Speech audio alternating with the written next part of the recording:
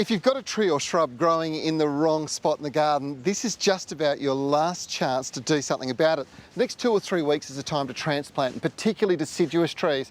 This fig used to live 450 kilometres south of Perth, but it was growing on top of a leach drain.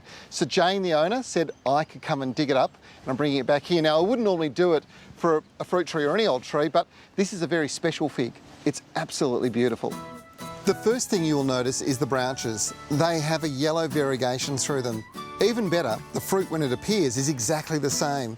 It's a large, delicious, high-quality eating fruit that's got golden stripes through it, yet on the inside, it's got a gorgeous pink flesh that's incredibly sweet and tastes like raspberries. Best of all, the fruit ripens as the deep green foliage colours and drops at the end of the season, leaving this incredible fruit on the tree. Now, it's a variety called panache, and specialist garden centres might have it, but I hadn't been able to find a tree, so taking up Jane's offer was too good to refuse.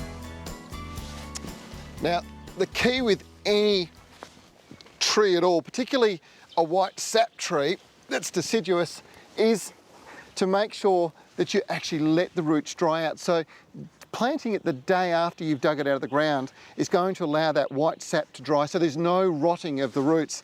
This sets the tree up for the perfect results when it actually takes off and grows. There is one more trick I'm going to share with you. It's really important if you want to enjoy success transplanting any type of plant. This tree is going into a garden bed in my veggie garden. I had a potato crop here before, and I've improved the soil with some clay and organics before settling the tree into its new home.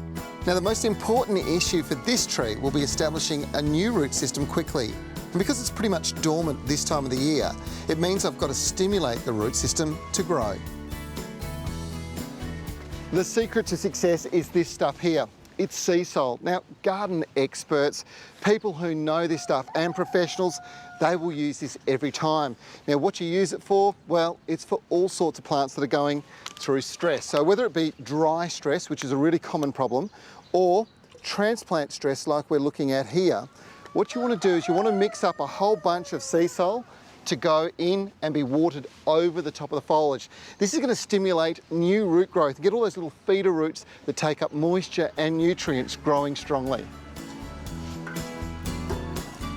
Sea salt is rich in plant hormones and minerals attained from a unique giant kelp species that grows deep in the ocean in Bass Strait.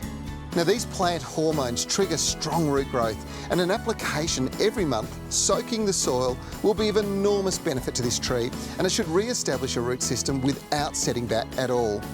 I'm still expecting that come April-May next year, I'll be harvesting a delicious crop of the most incredible variegated fruit. Now, the last thing you need to remember to do is actually tie the tree and secure it so it doesn't move around too much. As these new roots develop, you don't want them breaking, being damaged by strong winds. Now, this is a really important task to do this time of the year. This weekend would be the perfect weekend to do it. You can move all sorts of trees and shrubs, but just make sure that you've got the secret recipe, and that is to make sure you've got some sea salt going in around the roots to get the plant back off to a good start.